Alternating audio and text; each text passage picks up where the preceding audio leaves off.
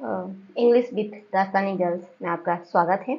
हम टेंस के कोर्स जो टेंस का अपना पाठ्यक्रम था, जो टेंस के टॉपिक है वो अपन पूरा कर रहे हैं। इसके अंतर्गत मैंने टेंस जो 3 प्रकार के थे, सिंपल जो एक पहला था प्रेजेंट,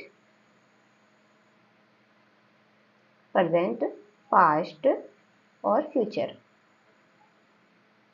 इसमें मैंने प्रेजेंट टेंस स्टार्ट किया है। अब प्रेजेंट के अंदर मैंने जो पिछला वीडियो था वो सिंपल प्रेजेंट के बारे में समझाया था। आज इसी प्रेजेंट टेंस के अंदर हम प्रेजेंट कंटिन्यूअस,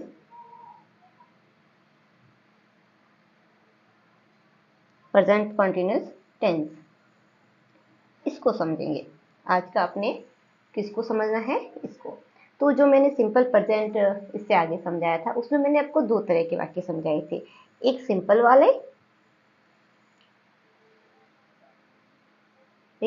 वाले और दूसरे थे नेगेटिव।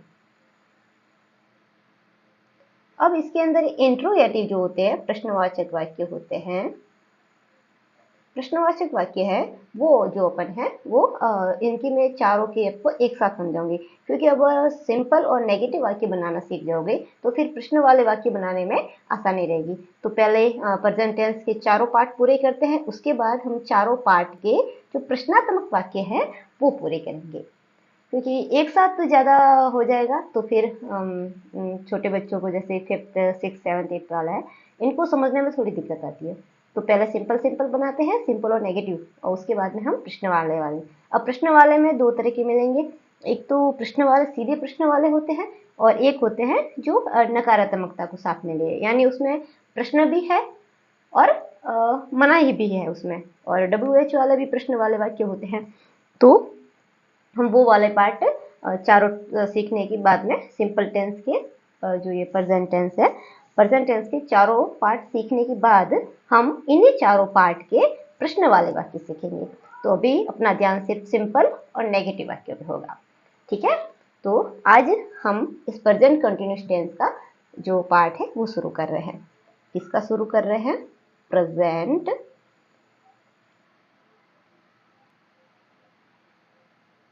Continuous tense.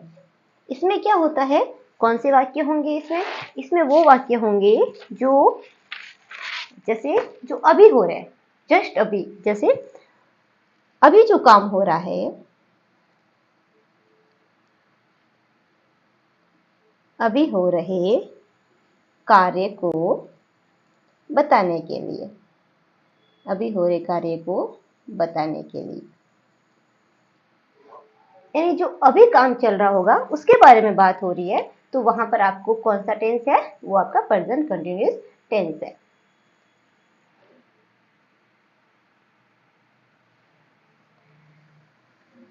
तो इस पे हम कैसे वाक्य बनाएंगे? पहला सिंपल, जिसको अफर्मेटिव बोलते हैं, और फिर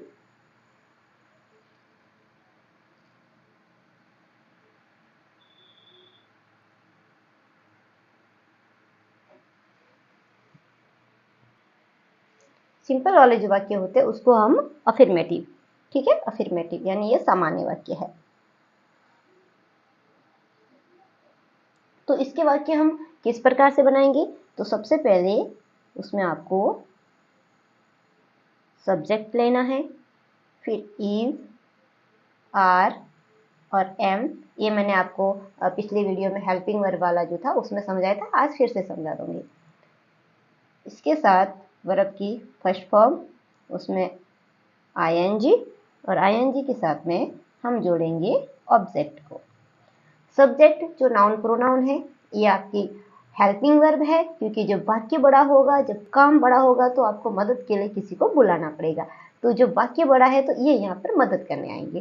वर्ब की फर्स्ट फॉर्म है ही, और इसके अंदर आपको आईएनजी जोड़ना है, ठीक है, और ये ऑब्जेक्ट यानी जो भी पीछे कुछ बच जाए। तो हम एक वाक्य लेते हैं पहले।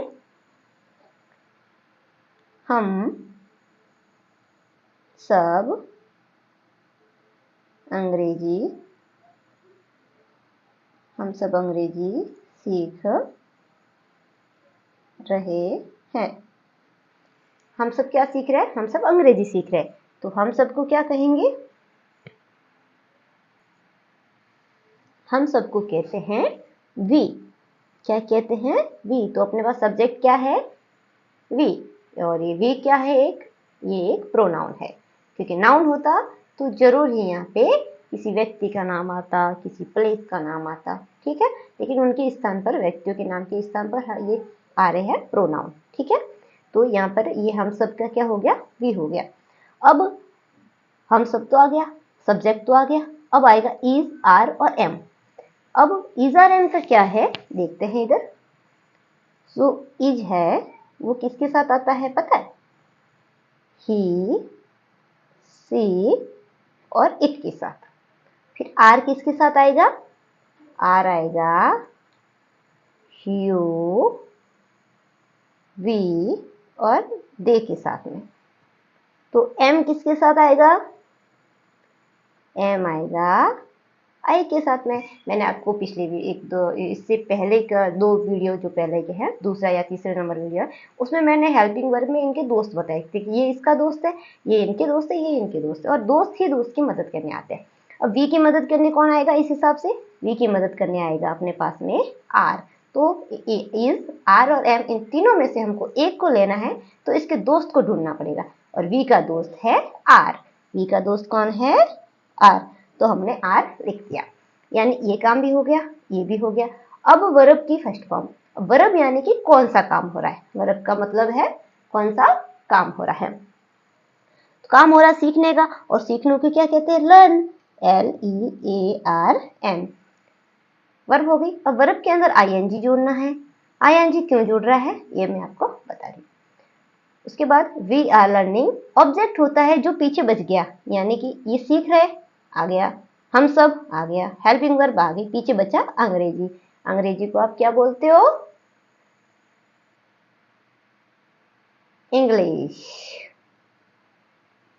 चलो, बात हो रही थी कि ये आईएनजी क्यों आया। तो जहां भी वाक्य के अंत में रहा है, रही है, रहे हैं या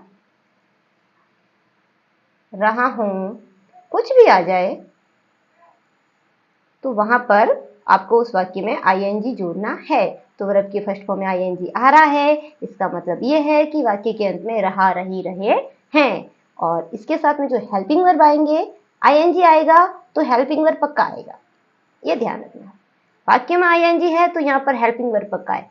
हेल्पिंग वर्ब यहाँ पर है, इसका मतलब कि वाक्य में आईएनजी, अगर ईजारएम है तो वाक्य में आईएनजी आएगा।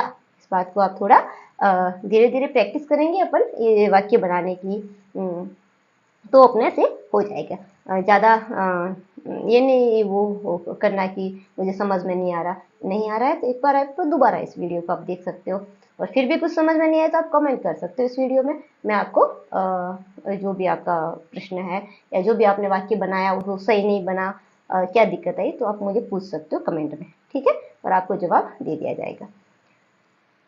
चलो एक वाक्य और बनाते हैं। तुम सो रहे हो। तुम सो रहे हो। तुम को क्या कहेंगे? सब्जेक्ट पहले आएगा, यू। यू का दोस्त कौन है? इन तीनों में से यू का दोस्त है आर। You are. काम कौन सा हो रहा है? कौन सा काम हो रहा है? सोने का। तो सोने को क्या बोलते हैं? स्लीप। और वाक्य में रहे, रही है, वाक्य में रहे, रही है, तो आपको क्या जोड़ना है? आईएनजी। यू आर स्लीपिंग, तुम सो रहे हो। और मैंने ऑब्जेक्ट क्यों नहीं जोड़ा? क्योंकि ऑब्जेक्ट यहाँ पे कुछ था ही नहीं। वो कहाँ सो रहा है? बेड पे सो रहा है या जमीन पे सो रहा है? छत पे सो रहा है। तो यहाँ पर ऑब्जेक्ट अपने पास में कुछ नहीं था, तो हमने यहाँ पे ऑब्जेक्ट नहीं लगाया। अगर ऐसा होता है जैसे कोई बच्चा जिद करके वो छत पे जाके सो जाता है, तो वो रूफ पे सो गया, तो वो you are sleeping on the roof, तो हम वहाँ पे पीछे ऑब्जेक्ट लगाते। लेकिन यहाँ पर अपने पास में ऑब्जेक्ट कुछ नहीं है, सिर्फ सब्जेक्ट है, हेल्पिंग वर्ब है और वर्ब की फर्स्ट फॉर्म है और उसके अंदर आईएनजी है। ठीक है, एक और वाक्य बनाते हैं।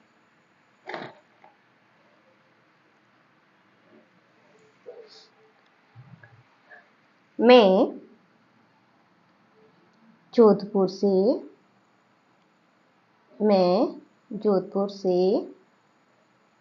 आ रहा हूँ। मैं कहाँ से आ रहा हूँ? मैं जोधपुर से आ रहा हूँ या मैं जोधपुर से आ रही हूँ। ठीक है, तो मैं को क्या कहेंगे? आई का दोस्त कौन है? एम। आई का पक्का दोस्त है आई एम। ये हो गया सब्जेक्ट, हो गया वर्ब की, ये हो गया। अब मैं वर्ब की फर्स्ट फॉर्म। काम कौन सा हो रहा है? आने का। आने को क्या कहेंगे अपन? कमिंग। ठीक है, अब इसके अंदर आपको जोड़ना है ये कम प्लस आईएनजी होता है ना, तो इसको अपन ऐसे नहीं लिखते, इसको लिखते हैं अपन कमिंग। क्यों? क्योंकि इसका नियम मैं अभी आपको समझा रही हूँ, क्योंकि दो वावल जो है एक साथ में नहीं होंगे अगर आईएनजी है तो। इसका नियम भी अभी आपको समझाती हूँ। इस प्रश्न के इस जो वाक्य है इसमें दो नियम आ रहे हैं, तो थोड़ा ध्यान से इस वीडियो को देखना, क्योंकि छोटे छोटे नियम अपन इनके साथ ही समझेंगे। अलग से इन नियमों को समझने जाएंगे तो शायद कुछ नियम पीछे रह जाए, लेकिन जैसे जैसे वाक्य में नियम आएंगे हम इन नियमों को समझते रहेंगे। कि यहाँ पर कम और इंग जोड़ा तो ये आई कहाँ गई? ये भी तो गई ना, कहाँ गई ये? इसको मैं समझाऊंगी। आई एम कमिंग, कहाँ से आ रहा है? जोधपुर से, तो I am coming from Jodhpur. I am coming from Jodhpur. यहाँ अपने पास दो नियम सीखने वाला है। पहला ये कि ई कहाँ गया, और दूसरा ये कि फ्रॉम कहाँ से आया। ठीक है, तो मैं जोधपुर से आ रहा हूँ, I am coming from Jodhpur. तो इसके जो वाक्य जो मैंने यहाँ पे दो छोटे छोटे नियम आए हैं वो समझा देती हूँ पहले। तो जो मैंने कमिंग, जो कम में आईएनजी जोड़ेंगे तो हम कमिंग नहीं लिख करके क्या लिखेंगे? कमिंग। क्यों? क्योंकि आईएनजी जुड़ेगा तो जो इसके मीनिंग के पीछे जो ए ई आई यू होते हैं वो गायब हो जाते हैं। ठीक है, अगर आप किसी भी यहाँ पे ई और आई गया साथ में, तो आपको इस ई को गायब करना है। ठीक है, वैसे अगर मान लो गो आ गया और आपको उसमें आईएनजी जोड़ना है तो आप इसको आउट नहीं कर सकते, क्योंकि गोइंग नाम की कोई भी मीनिंग अपन ने आज तक अंग्रेजी में नहीं देखी। ठीक है, तो ये आप नहीं हटा सकते, क्योंकि आगे फिर एक ही लेटर रह जाएगा जिसका कोई अर्थ नहीं रह जाता है अपने पास। और यहाँ से अपन ई को गायब करेंगे तब जाके ये क्या बनेगा? कमिंग। ठीक है, हाँ, दूसरा एक था कि फ्रॉम कहाँ से आया, तो किसी भी स्थान से आते हैं, किसी भी स्थान से आते हैं तो उस स्थान के आगे लगता है फ्रॉम। और किसी भी स्थान को जाते हैं, जैसे स्कूल जाते हैं, गो टू, कहाँ जाते हैं? टू होता है, तो किसी भी स्थान पे जाते हैं तो वहां पर उसके आगे लगेगा टू, और किसी भी स्थान से आते हैं तो उसके आगे लगेगा फ्रॉम। कैसे? देखिए, मैं विद्यालय से आ रहा हूँ, I am coming from school. ठीक, वैसे इसको अगर मैं ये बना दूं कि मैं विद्यालय जा रहा हूं, मैं विद्यालय जा रहा हूं, तो क्या होगा? I am going to school. यानी मैं विद्यालय जा रहा हूं तो स्कूल के आगे लगा टू, और मैं विद्यालय से आ रहा हूं तो स्कूल के आगे क्या लग गया? फ्रॉम। तो इसको आप थोड़ा ध्यान रखेंगे। चलिए एक वाक्य और बनाते, फिर मैं आपको नेगेटिव वाक्य समझाती हूँ। वह केला खा रही है। आप इसकी जगह सेब, आम, संतरा, ऑरेंज, जो भी आपको उस वाक्य में सही लगे आप बना सकते हो। वह केला खा रही है। कौन खा रही है? लड़की हो गई, तो वह लड़की के लिए क्या आएगा? सी। और सी का दोस्त मैंने आपको बताया था ही, सी इट का दोस्त कौन है? इज। सी इज काम कौन सा हो रहा है, खाने का, तो खाने को बोलते हैं ईट। और इस ईट के अंदर क्या जुड़ेगा, आईएनजी, क्योंकि वर्ब की फर्स्ट फॉर्म प्लस आईएनजी है। ये हो गया। सी इज ईटिंग, अब वो क्या खा रही है, केला खा रही है। केले को क्या बोलते हैं, BANANA। सी इज ईटिंग बनाना। ठीक है, तो वो केला खा रही है।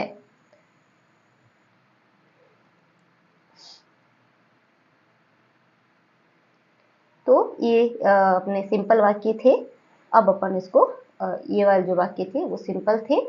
कौन से थे ये सारे वाक्य, सिंपल वाले। सिंपल, सिंपल कह दो या अफर्मेटिव कह दो, जो भी आपको सही लगे।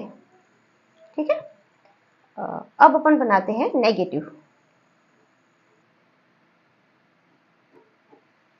नेगेटिव वाक्य से क्या होगा, नेगेटिव के अंदर ना करेगा कि वह केला नहीं खा रही है, मैं विद्यालय से नहीं आ रहा हूँ, मैं विद्यालय नहीं जा रहा हूँ, मैं जोधपुर से नहीं आ रहा हूँ, मैं नहीं सो रहा हूँ, मैं नहीं खा रहा हूँ। इस तरह के वाक्य है वो आप वो क्या कहलाएंगे, वो नकारात्मक कहलाएंगे। नेगेटिव, नेगेटिव को हिंदी में बोलते हैं नकारात्मक। नेगेटिव को क्या बोलते हैं, नकारात्मक, जिसमें नहीं वर्ड होता है। क्या होता है, नहीं। ठीक है, जैसे एक वाक्य है अपने पास, पहले मैं इसका आपको रूल लिखा देती हूँ कि ये वाक्य आप कैसे बनाओगे। तो सबसे पहले आपको लिखना है सब्जेक्ट, SUB, JECT मैंने यहाँ शॉर्ट में लिखा है, आप इसको ध्यान रखें। और सब्जेक्ट के बाद इज, आर, एम, प्लस अगर वाक्य में ये जो नहीं आ रहा है ना, तो इसके साथ ही अपन को नॉट का प्रयोग करना। नॉट का मतलब नहीं, नो नहीं लिखोगे आप, आपको नॉट लिखना है इनके साथ। वैसे नो का मतलब ही नहीं होता है, लेकिन हेल्पिंग वर्ब के साथ में नॉट आता है। ठीक है, प्लस वर्ब के फर्स्ट फॉर्म में ING प्लस ऑब्जेक्ट। तो एक वाक्य है, तुम जालोर नहीं जा रहे हो। तुम जालोर नहीं जा रहे, तुमको क्या कहेंगे, यू। यू का दोस्त कौन है तीनों में से, आर। यू आर के साथ में क्या जोड़ना है आपको, you are not, you are not. काम कौन सा हो रहा है, जाने का, तो जाने को क्या बोलते हैं, गो। गो में जुड़ गया ING, you are not going. अब ये किसी जगह पे जा रहा है तो उसके आगे क्या आएगा, उसके आगे आएगा टू। सॉरी, आगे नहीं, पीछे। गोइंग के बाद में किसका प्रयोग करना है, टू। और कमिंग के पीछे किसका प्रयोग होगा, फ्रॉम का। ठीक है, you are not going to Jalore, तुम जालोर नहीं जा रहे हो। तो इस तरह के जो वाक्य है वो हम इनको नकारात्मक वाक्य कहते हैं, क्योंकि इसमें नहीं का प्रयोग हो रहा है। उसमें नहीं का प्रयोग नहीं था आगे वाले वाक्यों में, तो वो अफर्मेटिव यानी कि सिंपल वाक्य थे। एक और सेंटेंस देख लेते हैं। वीडियो थोड़ी बड़ी हो गई, ये दो बीच में रूल समझाए तो थोड़ा देख लीजिएगा। वह चाय नहीं बना रही है, वह चाय नहीं बना रही है। वह चाय नहीं बना रही है, तो कौन है, लड़का या लड़की, लड़की है, तो लड़की की आ गया सी। और सी का दोस्त कौन है, इज। सी इज नॉट, बनाने को क्या बोलते हैं, मेक, MAK। अब वही था कि ई यहां से हमने गायब किया था, ई पीछे आया था तो हमने इसको गायब कर दिया था। तो यहाँ भी मेक के पीछे जो ई आता है, यहाँ भी जो मेक के पीछे जो ई आएगा, तो उस ई को अपन कर देंगे गायब और इस ING को सीधा लगा देंगे। सी इज नॉट मेकिंग, क्या नहीं बना रही है वो नहीं बना रही है चाय। और चाय को क्या बोलते हैं, tea. She is not making tea. ठीक है, एक छोटा सा वाक्य,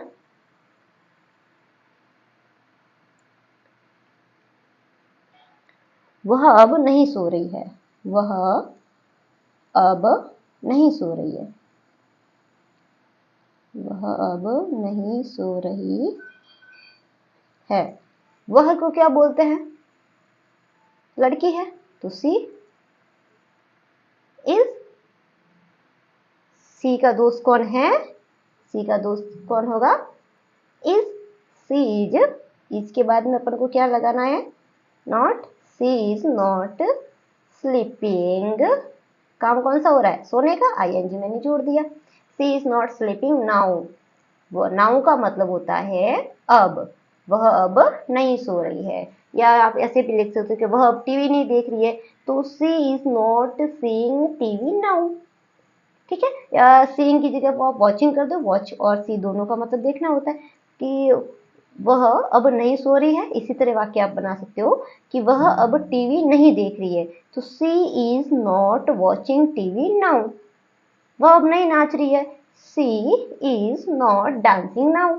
ठीक है, तो आपको इस तरह से जो वाक्य आपको लग रहे हैं आप धीरे धीरे बनाना सीखिए। कोई समस्या आ रही है तो आप कमेंट कर सकते हैं, और इसमें से आप हमारे साथ बने रहिएगा।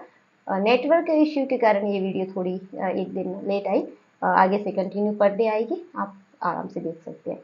Bye bye. और वीडियो अच्छी लगे तो लाइक जरूर करना, और समस्या आ रही है कुछ तो कमेंट कर सकते हो, अच्छे लगे तो कमेंट भी कर सकते हो। और अपने दोस्तों को जरूर बताना जो जैसे बड़ी बड़ी स्कूलों में होते हैं तो वहाँ पर सारा का मटेरियल इंग्लिश में होता है और वो इंग्लिश के अंदर समझ जाते हैं। लेकिन हम जो हिंदी मीडियम से है, जो हमें हिंदी आती है लेकिन अंग्रेजी नहीं आती, तो ऐसे स्टूडेंट के लिए ये वीडियो थोड़ी फ़ायदेमंद हो सकती है। तो आपके उन दोस्तों को ज़रूर भेजें। आपको अच्छी लग रही है आप लाइक करें और अपने दोस्तों को भेजिएगा, और इसी तरह से बने रहिए। Bye bye.